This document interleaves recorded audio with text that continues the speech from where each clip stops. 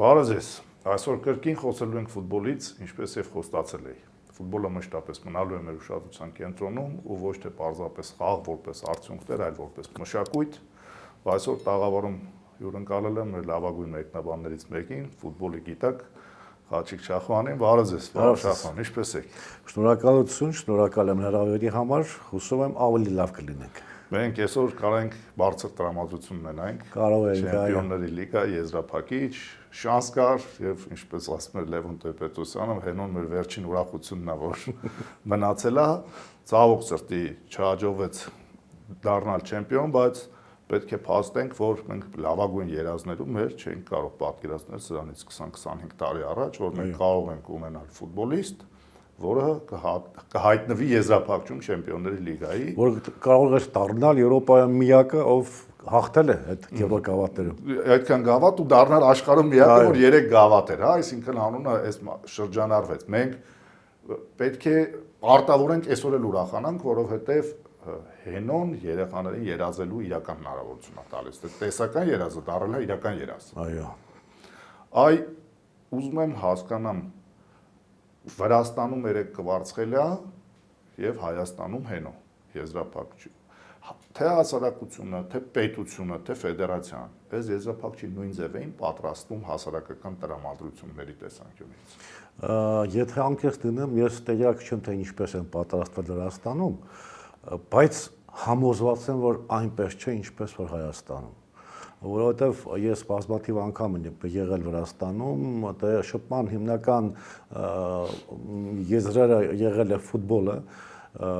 շատ մտերիմ մարդիկ ունեմ, որոնք հիմա էլ աշխատում են իրենց ֆեդերացիայում, այնտեղ հիմա ժամանակին այն վրացական ֆուտբոլի աստղերը Կիպիանի, Տարասելյա, Մաչայիձե, մի խոսքով Կուցաև այն տղաները, որոնք որ Դինամո Թբիլիսիին բերեցին գավաթակիրների գավաթի հաղթանակին, այդ տղաները մինչև հիմա էլ համարվում են Վրաստանի աստվածները,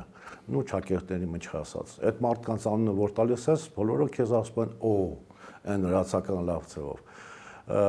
Մեր իրավիճակում իհարկե տեսանք, որ դա այդպես չէ։ Հա, որոշ կայքեր ներկայացեցին, որ սպասում են եզրափակչին, բայց այն ոնց որ հակեր ֆեդերացիան լռում է, ֆեդերացիան Ես կարծում եմ, որ ֆեդերացիան վաղուց է լռում եւ վաղուց է լռում մնացել ֆուտբոլային աշխարհից, ֆուտբոլային անցուդարձից, ֆուտբոլային զարգերակից, հիմա ֆեդերացիայի հիմնական նպատակը նույն մասնարարպես նկատի ունեմ ղեկավար կազմը, մտածում է այս սաթորի մասին, ինչքան հնարավոր է երկար մնալ, թե ինչ պատճառներ ունի, դա ես քանի որ փաստեր չունեմ, չեմ խոսա դրա մասին, ենթադրություններով չեմ ուզում խոսել, ուղղակի, բայց մեր ֆեդերացիան ինչպես եւ Ինտերը եզրափակիչում հարգելի բացակա էր։ Այսինքն իրանք կան որպես այդպեսին, բայց իրանք չկան որպես այդպեսին։ Ես ճիշտն ասած Հենրիկ գործոնը վաղուց եմ համարել հայկական ֆուտբոլի համար շատ կարևոր, որտեղ Հենրիխին գիտեմ մանկուց, դե Հենրիխը ուղղակի կոպիտ են որ ասում ժողովրդական լեզվով մեր աչքի առջև է մեծացել, չէ՞։ Հենրիխը երբեք չի փոխվել։ Նու արտակնապես բնականաբար փոխել է, բայց բնավորությամբ, մոտեցումով, խոսքով, իր մրցակցի կամ դիմացինի հետ խոսելու այդ հարգանքի Հենրիխը պարզապես, չգիտեմ, էտալոն է, հա, մարդկային, նու տվյալ դեպքում սպորտում, որը ապացուցել է, թե ինչպես կարելի է մտածել նպատակի մասին, ինչպես կարելի է հասնել այդ նպատակին, ու ինչպես կարելի է այդ նպատակով ծառայել իր ազգին։ Հիմա ես օրինակ հիշում եմ 2018 թվականը, երբ ինձ պատվիճակվեց գտնվել ձմեռային օլիմպիական խաղերին, մենք երբ ժամանեցինք Սեուլ, մոտենում էինք դոնավկայանում, այնտեղ ստենդ էր դրված օլիմպիական խաղերի լոգոտիպով, յուրաքանչյուր լրագրող մոտենում էր, այնտեղ ստանում էր իր անվանական պեյջը, հետո դեպի երկաթգծի կայարան, որը բավականին մոտ էր, ու արդեն դեպի մայրաքաղաք Փխենչխան։ Երբ մոտեցա, ինձ հարցրեցին որտեղից ենք, ես ասեցի Արմենիա, մի փոքր ոնց որ ուզեցան հասկանալ թե որտեղ է պայման, ասեցի Միքիտարյան։ Չգիտեմ, ոնց որ այդ մարդկանց մոտ ես Սանտա Կլաուսի անունը տվեցի, հունվարի 1-ի օրով, էլի, ասենք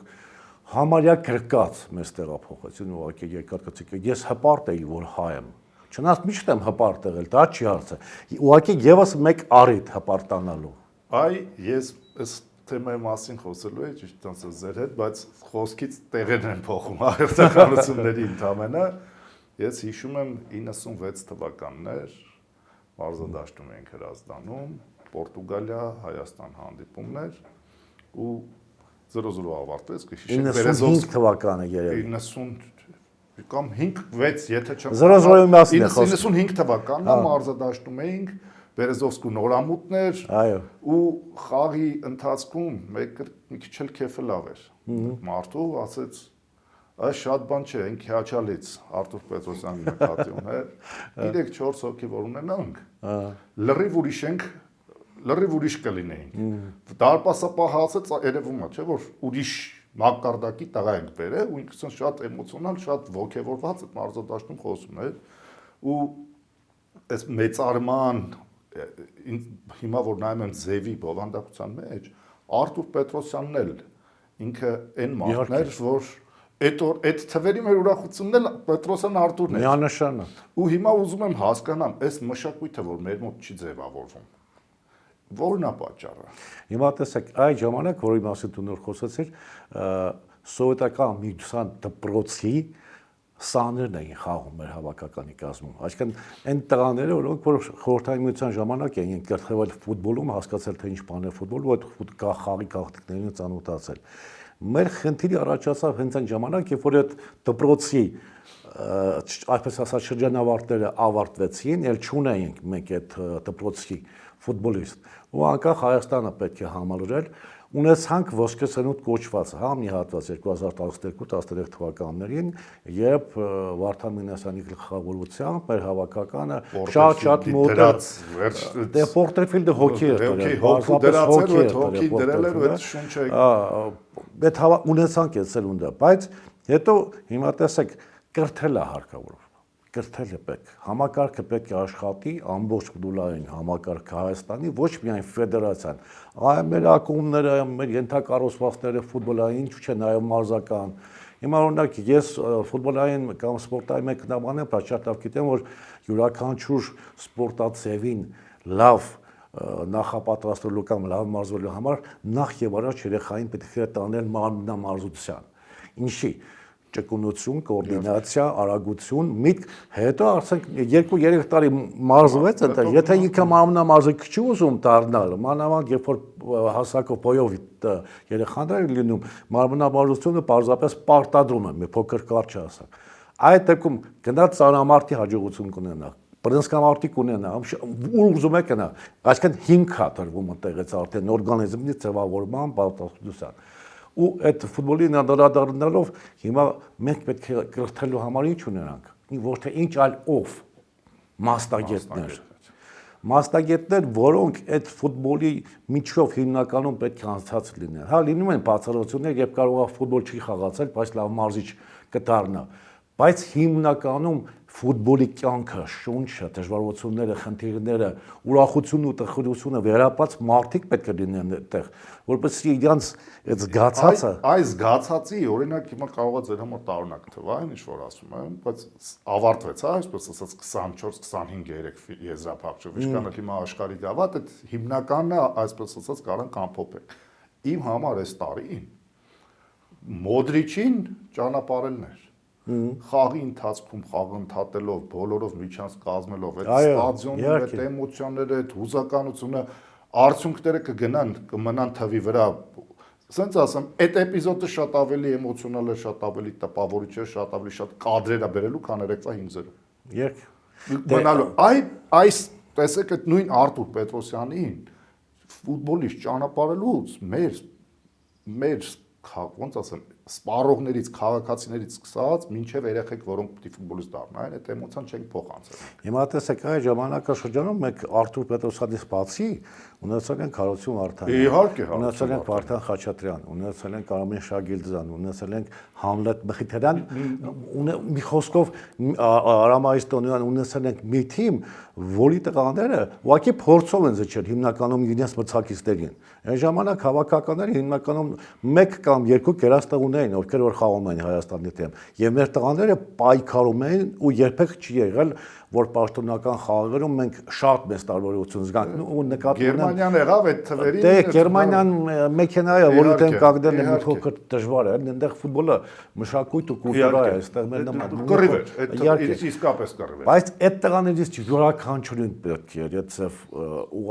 ճանապարհ տնել ֆուտբոլիստ, այլ ոչ թե հիմա ինչ որ մատ պաշտոնական խաղ կա, բերում համակցում են, բերեք այսօր նաև պայմանավորենք UEFA-ի հետ, թող Պետրոսյան Արթուրը դուրս գա, հաջողությունն չէ, պետք է տպավորել մարդկանց, հիշողության մեջ դաջել, որ այս մարդը իր առողջությունը տվել է ֆուտբոլի համար, ես չեմ ախենա այդ բառից արյուն են տվել ֆուտբոլի համար, որովհետև Արթուր Պետրոսյանը կոնկրետ վնասվածքի պատճառով չկարողացավ խաղալ։ Ասենք նույն բանը տեղի ունեցավ հանրահայտ Վան Բաստենի հետ։ Խաղացողը երբ որ առողջական խնդիրների պատճառով ու այդ առողջական խնդիրները առաջացել է ֆուտբոլից, այդ պատճառով զրկվում է իր ամենասիրած գործից, դա ամենացավոտ երևույթն է։ Այդ տղաների պետք է իրենց ճանապարհ տնել, որ ոչ իրանք մոռանային, ոչ երկրպագուն մոռանալ։ Հետո էլ պատմության մեջ ինչ որ միտեղ նորից նշվել։ Այդ տեսակ Պետրոսյանին ինձ է ուղարկեցինք, Վարդանյան Հարութին ինձ է ուղարկեցինք։ Ու ընդ որում պարտադիր չմենակ այդ ճանապարհելու ընթացքը։ Հիմա օրինակ մեծարել է հարկավոր մարդկանց։ Տեսեք, Էդվարդ Սպերցյան դարձավ չեմպիոն։ Ուրախանալու առիթ է։ Պարտանալու առիթել է։ Հիմա այսօր մենք հաղորդում պետքա սկսենք այդ հանգերտ, ասենք հենոն չստացվեց, ցավոտ, բայց գոնե մխիթարելու բան, մխիթարյանը մխիթարելու բանը չբերեց, Սպերցյանը բերել է։ Համեստ էլի չէ, շատ թվացial, բայց այդ համեստության հետ մեկտեղ այսպես ասեմ, շատ հեռանկարային ու այնպես չի որ Ես հուսով եմ այո։ Շատ հեռանկարային ու նաև մեկ-մեկ տեսնում ենք, չէ, բերում են այսպես ասած անդերձարանից կադրեր, այդ համեստության հետ մեկտեղ մենք էլ հասկանում ենք, որ բավականին խիստ դիմակիցների որպես ավակ, այսինքն չէ, ինչ տեսակ ունի, առաջատար, լիդերի հիմա այս փուլից մենք չպետք է սկսենք այս մարդուն ասել չենք նեղացնելու, որովհետև ես շատ լավ հիշում եմ, որ այո ֆեդերացիա մեծ մեղավորություն ունի ֆեդերացիան, բայց մի խաղ առանց Հենոյի հաղթեցինք, այդ այսպես ասած երկրպագուական համայնքն էլ անշնորհակալ պահեց իրան, ասաց դա տրիները որ որոշել է պետք է Հենոն չխաղա, ուրեմն պետք է չխաղա։ Մեծ հաշվով ֆուտբոլում հիմնականում պատասխանատվություն կարող է թիմի համար մարզիչն է եւ իրոք եթե ինքը որոշել, ուրեմն ինքը այդպես է ուզում, բայց հանդիպ պես մարդուն ասենք այնտեղ մեր երկրի համար ասենք Ֆրանսիան կամ Անգլիան կարող են մեկ ֆուտբոլիստի համար զոհաբերությունների չգնալ, որովհետև Ռոնալդո, ես ասեմ, շատ ուժեղ հավաքականը Պորտուգալիայի, ավելին ինչ որ պահի էլ հասկանում էին, որ հնարավոր է Ռոնալդոից լավը կարանա մտնի դաշտ։ Իհարկե։ Բայց Ռոնալդոն երբ որ չէր խաղացնում մարզիչը, ամբողջ Պորտուգալիան ասում էր դու ինչքան է լավ լինես, ինչքան է պատասխան։ Մեր տաղուն չնեղացնես։ Արկեջան, ես չգիտեմ 30 մոտ 5 տարի արդեն ֆուտբոլ եմ մեկնաբանում Այն մարդիկ ովքեր որ խոսում են Հենրիխի անվան հետ կապված ինչ որ բացասական նյութերով, ինչ որ հիմքերով, որ հատե հավաք ասում են, չէ, հավաքական այդքան լավ եփ էր խաղում, ինքը ակումբում էր լավ խաղում, Դորտմունդում կամ Մանչեսթերում, չգիտեմ։ Խաղը եղել вообще ինքը չի նկատվել, դա ամեն մարդ էլ կարա յուրաքանչյուր խաղում կարող է Լիվերպուլի թիմի ասկաներեկը լավ չխաղաց չնկատվեց։ Ուղղակի չմոռանանք, որ մեր հավաքականի կազմում, երբ որ Հենրիխը խաղում էր, Հենրիխը իր խաղային մակարդակը ուրակներով այս աստիճաններ, այն մյուսները այստեղ։ Իր համար շատ դժվար էր հարմարվել իր խաղանկերներին, որովհետև ինքը լրիվ այլ կերպ էր մտածում խաղի ձևավորման, զարգացման մասին, գրոհի զարգացման մասին, ու հետո Հենրիխը խաղում էր համ հենակետային կիսապաշտպան, խաղում էր համ ենթահարձակվող, խաղում էր համ առաջատար, համ գոլար, մի խոսքով ինքը միակն էր, բայց շատ էր մեր հավաքականի համար ու շատ կարևոր էր մեր հավաքականի համար։ Ինքը իր ամբողջ բնույթով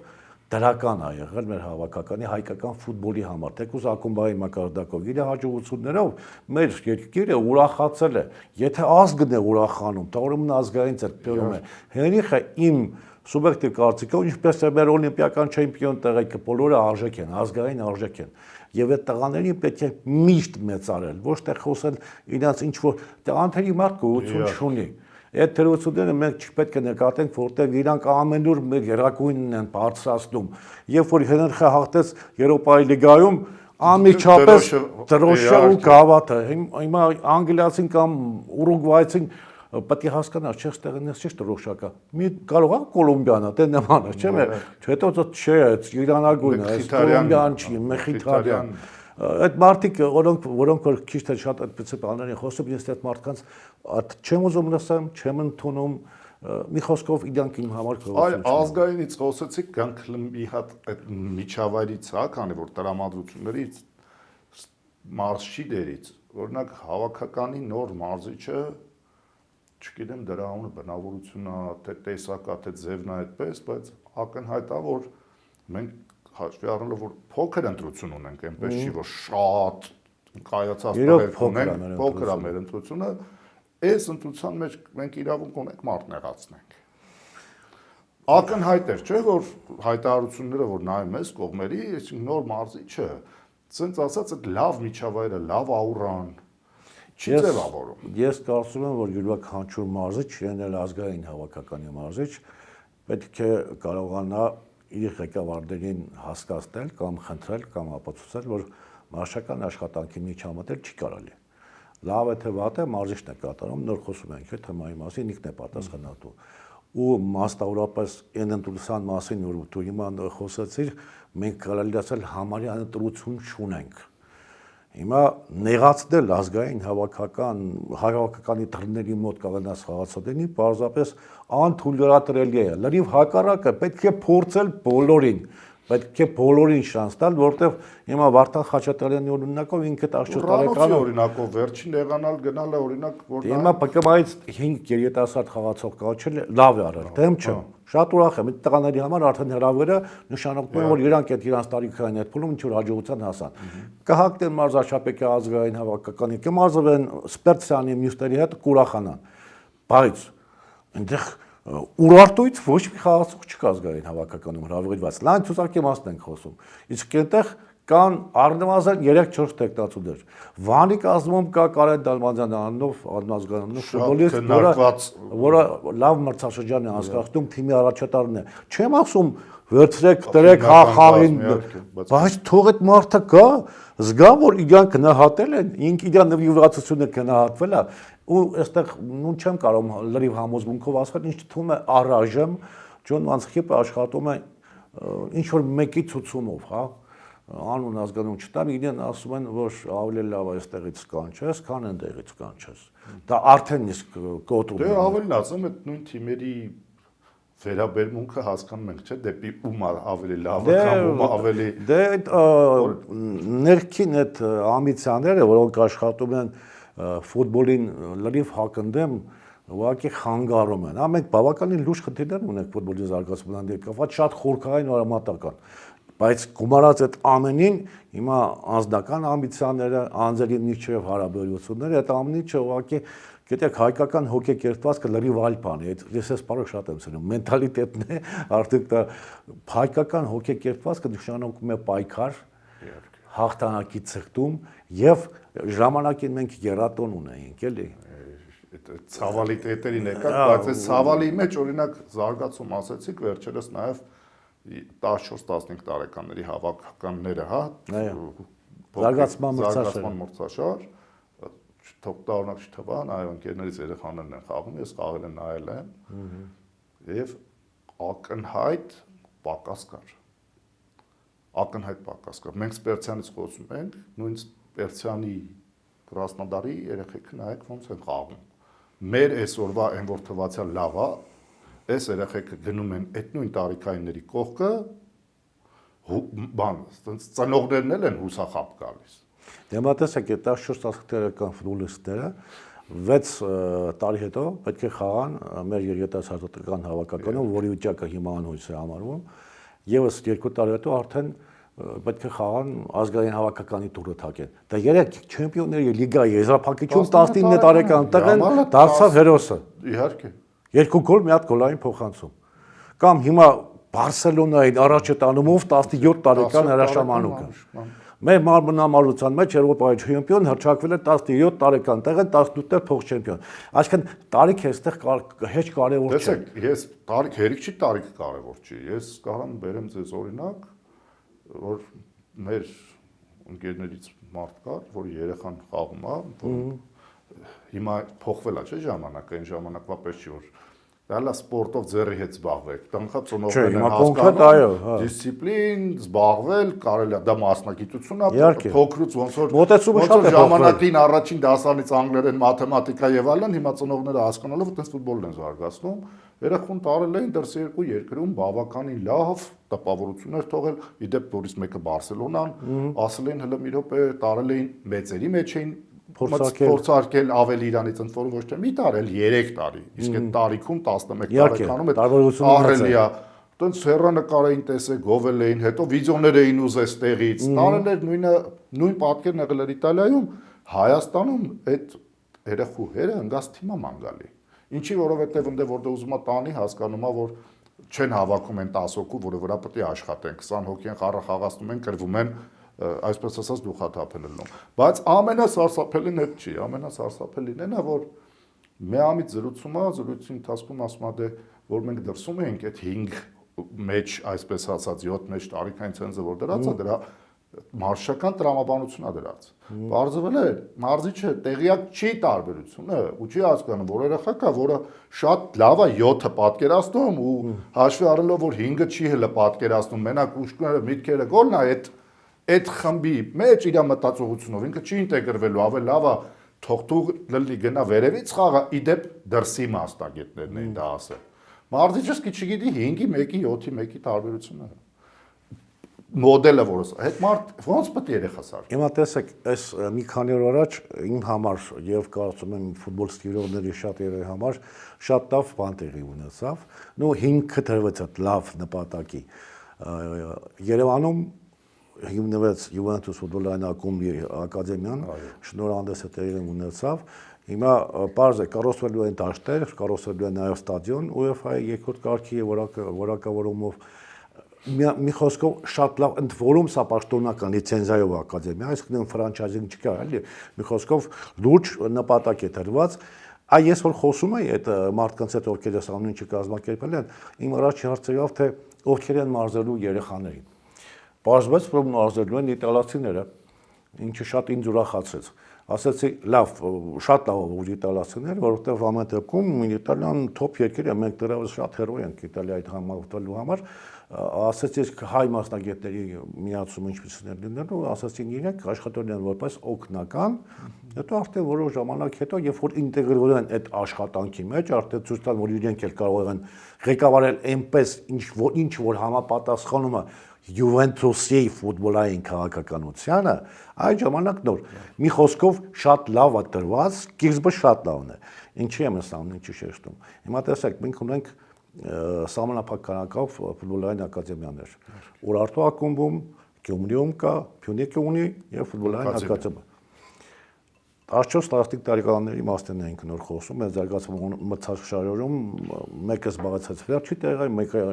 երկուսը երեխբինավոր, մի խոսքով անփարողնակ հետական ելույթ է։ 17 տարեկանների մեր հավաքականը 5.5 տարվա ընթացքում պաշտոնական խաղերում տոնեց առաջին հաղթանակը այս ամսվա ընթացքում հաղթելով Սամարինոյի թիմին։ 5.5 տարին մեր հավաքականը 17 ոչ մի հաղթանակ չունի։ Էլ որտեղից ազգային հավաքականով լինի ֆուտբոլը։ Այ տեսեք, բայց շատ հետաքրքիր, չգիտեմ դուք լսել եք սրա մասին թե չէ, բայց ես մեր ծնողներին շատ մեջ կան ծնողներ շատ հարգում սիրում եմ։ Ծնողների գնում են, չէ՞, իրենց երեխեքի խաղը նայում են։ Այսինքն նույն 14-ը կամ 15-ը կամ 13, 13-ը դա չէ հիմնական 14-10։ Իրենք շատ լավ գիտեն, չէ՞, որ պայմանական, օրինակ Փյունիկի աջ եզրայինը կամ ձախ եզրայինը կամ չգիտեմ կենտրոնականը լավ երեխա է, որ իրանք իրար մեջ խաղացել են, իրենց տղու թիմակիցը չի։ Ավելի շատ է խաղացել։ Բայց այնքան շատ են իրար խաղացել, իրանք գիտեն են որ գնում են խաղի, իրանք դաժե գիտեն որ այդ երեխուց պետքա վախենան։ Այս խաղերից հետո, այս հավաքից հետո շատերը գիտեին որ շատ լավ երեխեք, ես ծնող գիտեմ ասում եմ, ես չեսնի գիտեմ իմ երեխուս լավն է, ես զարմացա որ չէին կանչել։ Այսինքն մի ծնող չի ասում, եթե մեկն ասի դու հասկանում ես, չէ՞ մարդիկ են, որոնք սենց ասեմ, հա, ֆուտբոլի գիտակ չեն կարողա, բայց այդքան տարի երեխեքի հետ գնում գալիս են։ Հիմա Պապկի ջան, դες ինչով է առաջնորդվում հիմա ֆուտբոլային կյանքը, հա, մարզչականի նկատի ունեմ։ UEFA-ն սահմանել է, հա, լիցենզավորման կամ որակավորման տարբեր աստիճաններ, որը սկսում է C, հետո B, հետո A, հետո Prof։ Այդ դրանով UEFA-ն սկսել է մի աշխատանք, որով այն ցանկացող մարդկանց, ովքեր ուզում են դառնալ մարզիչ, հնարավորություն է տալիս ստանալ այդ որակավորումները։ Այնպես չէ, որ արդեն պրո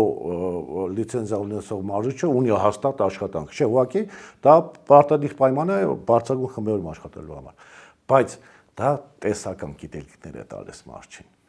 Գործնականը լրիվ այլ բան է։ Ու ոչ միայն ֆուտբոլում, ամենուր։ Տեսականորեն դու կարող ես պատկերացնել արդեն վաղը չեմ այսօր քեզ որպես չեմպիոն հելնես բրցումներին հենց առաջի կոտեմարտում կամ մինամարտում պարտվես։ Ուզում եմ ասեմ, տեսականը լրիվ այլ բան է։ Այդ մարդիկ ես հորդիկիսել եմ տարել ֆուտբոլի, էլի։ Մարզիչը գալիս է, նախ պետք է դիապետեն լեզվին, որպեսզի կարողանան բացատրել։ Այսինքն մենք ինտելեկտ պետք է զգանք, ֆուտբոլիստը պետք է ինտելեկտ ունենա, պետք է իմանա, թե լավ, ով էր Վարդան Մամիկոնյանը, չգիտեմ, կամ ասենք չգիտեմ էլի։ Տրամադրությունը նորից փչացնում ենք։ Ես ի սկզբանե մտածում էի, կարող այս Յուվենտուսի ուրախ նոտայով ավարտենք, հետո Չէ, Յուվենտուսը յուրոք շատ ուրախ նոտա է։ Որպես վերջին հարց ամփոփիչ նաև ժամանակն է մեր մոտեցել ավարտին անգամ երևի թե